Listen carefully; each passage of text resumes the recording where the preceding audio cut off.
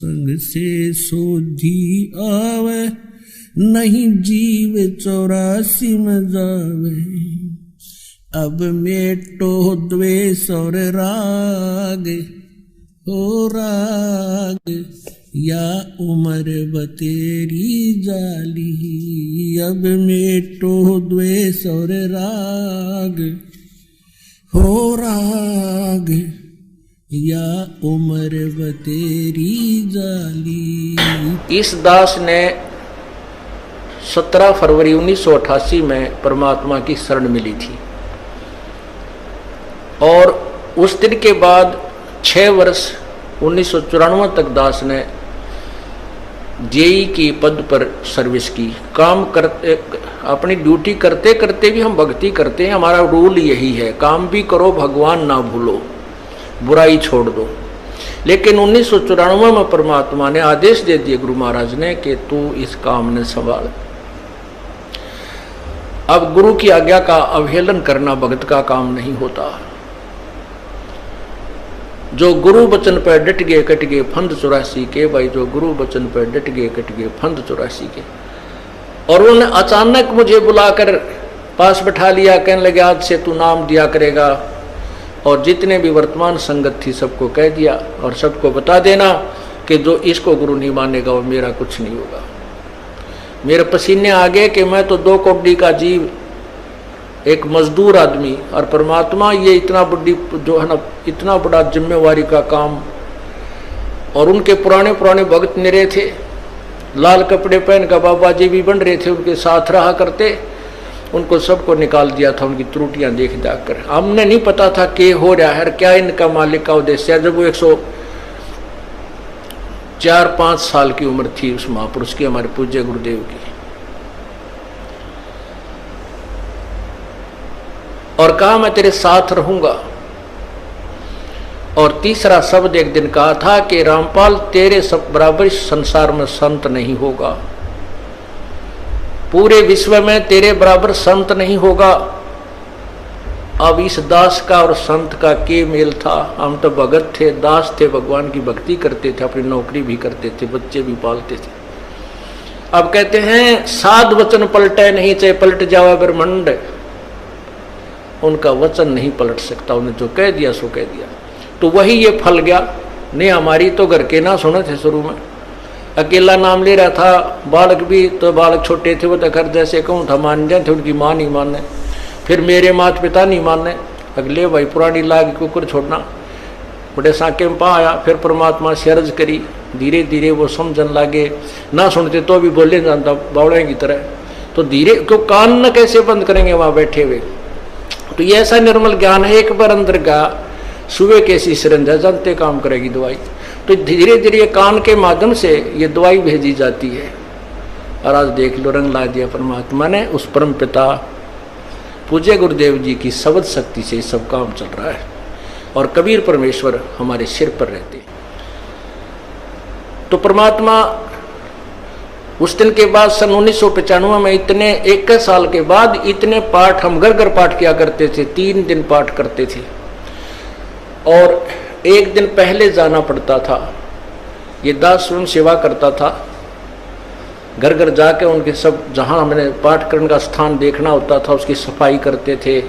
कईयों का देख कर कमरा होता बड़ा सा, उसी में पाठ भी करना, उसी में खाना भी बनाना, उसी में खाना भी उसी में, सोना भी उसी में। तो उस ढंग से अपनी सेटिंग कर लेते हम, इतनी जगह में पाठ कर लेंगे। तो मेरा जाना अति आवश्यक था उस समय, क्योंकि ये स्टार्ट था भक्ति का और स्टार्ट था इस 500 यज्ञ करने का। किसी को नहीं मालूम था, बच्चे थे सहयोग देने लगे।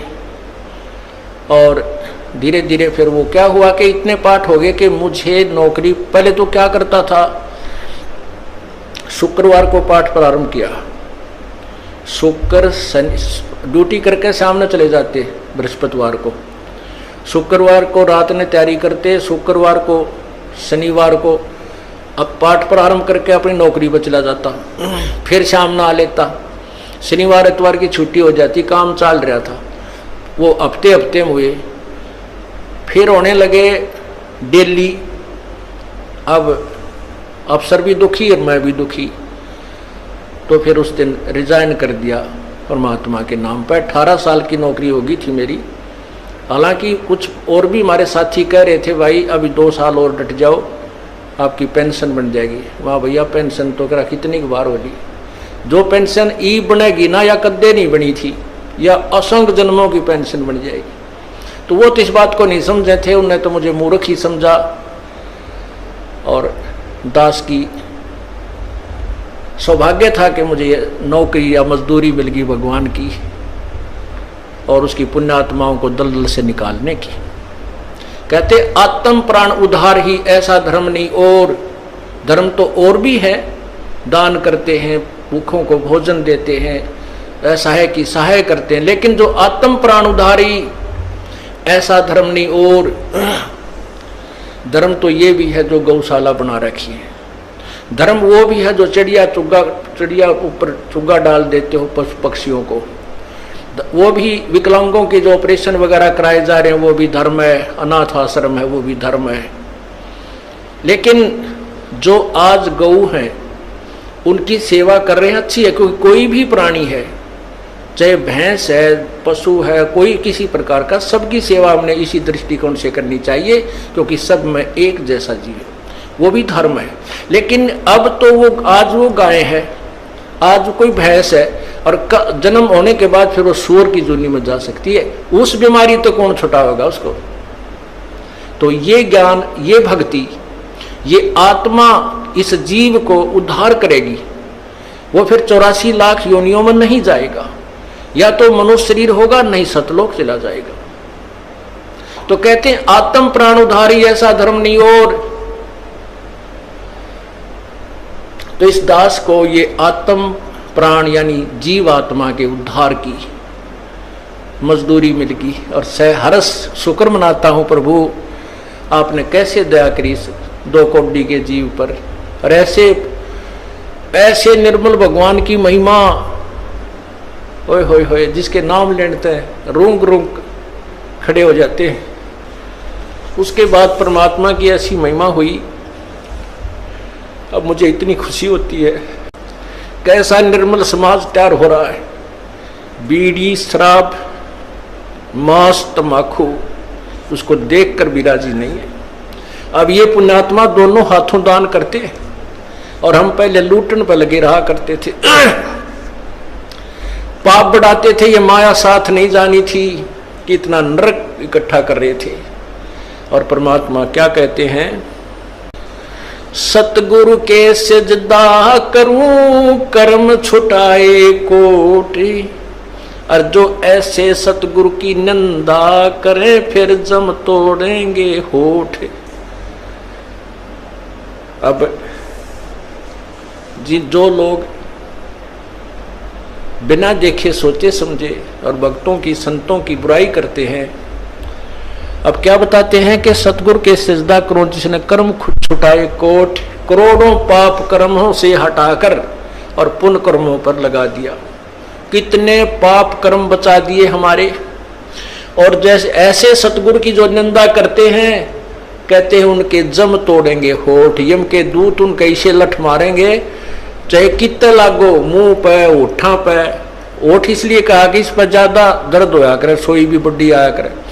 तो कहते हैं वो जम तोड़ेंगे होठ जो बकवाद किया करते थे, संतों की निंदा करते थे। नित्यानंद जी महाराज ने यहां तक कहा है, भाई तू ना मानता ना, ठीक है अपना और काम कर ले और कुछ कह सुन ले, पर संत की निंदा मत करिए, ये तेरे लिए बहुत जबरदस्त पाप बन जाएगा। लेकिन जो इस मार्ग से परिचित नहीं है, वो नादान बच्चे आग में हाथ दे देते, बिजली के तार को छू लेते। और ज्ञान होता सत्संग से, और सत्संग में ये काल नहीं आने देता। तो उस दिन के बाद परमात्मा की ऐसी रजा हुई कि बाग लाग गया भगवान का। और यही प्रार्थना करता रहा, परमात्मा तेरे बच्चे तुझे समझे पहचाने। दास को ये नौकरी दी है, इसमें सफल भी आप ही करोगे। इन लोगों ने तो आपको भी नहीं बख्शा था। जब जिसमें आप यहां आए थे काशी में 120 वर्ष रहकर गए, सारा जीवन आपके पीछे पड़े रहे। उन दुष्ट आत्मा स्वार्थियों ने अपने स्वार्थ के लिए जनता को सत्य ज्ञान नहीं समझने दिया और परमात्मा को बहुत यातनाएं दी गई। अब उनकी जो यातनाओं उनके साथ जो हुए संघर्ष को देखकर इस दास का दिल डटा हुआ है कि हमारे साथ तो अभी कुछ भी ना हुआ है। जो उस परमात्मा के साथ कितना तेल के कढ़ाई में डाल दिए, कितना काट काट के घेर दिए, कितना कुएं में डाल के ऊपर तो डले ठोक दिए और फिर भी डोके न पाए। वो तो समर्थ थे और जनता कुछ नहीं बिगाड़ सकी और ना ही उनको समझ सकी। समझना चाहिए था, कुछ लोग समझे भी थे, लेकिन बाद में फिर वो ठीक ढंग से ना लगे तो भगवान ने उनको स्वयं ही रिजेक्ट कर दिया था। परमात्मा क्या बताया करते थे, कैसा ऑथेंटिक उदाहरण दिया करते थे। अपने आत्माओं क्या बताते हैं, भाई सिर साटे की भक्ति है और कछु नहीं बात, सिर के साटे पाइयो अवगत अलख अनाथ। अब शीश कैसे देना है, शीश ये नहीं भाई काट के सिर चढ़ा दे भगवान के चरणों में, ऐसे नहीं। जैसे आपको परसों के सत्संग में सुना था कि गुरुदेव को समर्पण कर दिया जाए। समर्पण का अर्थ यह है कि जो आज्ञा दे वही की जाए, चाहे वो बुरा लग रहा है चाहे अच्छा लग रहा है, उसमें हमारा हित है, अति हित होता है। और संत क्या कहते हैं, भाई बीड़ी शराब मांस तम्बाकू ये मत पीना। संत कहते हैं चोरी जारी नहीं करना, डाके ना डालना, किसी की जेब ना काटना, ये महापाप है तेरे लिए। अपना करके खाना बेटा, भगवान भजना, इससे तेरा कल्याण होगा। और हम यही वचन नहीं मानेंगे तो फिर यहाँ स्कूल में आने की आवश्यकता क्या, इस विद्यालय में सत्संग में आने की आवश्यकता क्या है। हम गलतियां भी गलती पे गलती करते रहे और फिर सत्संग में भी आ रहे हैं तो वो फेल हो जाएंगे विद्यार्थी।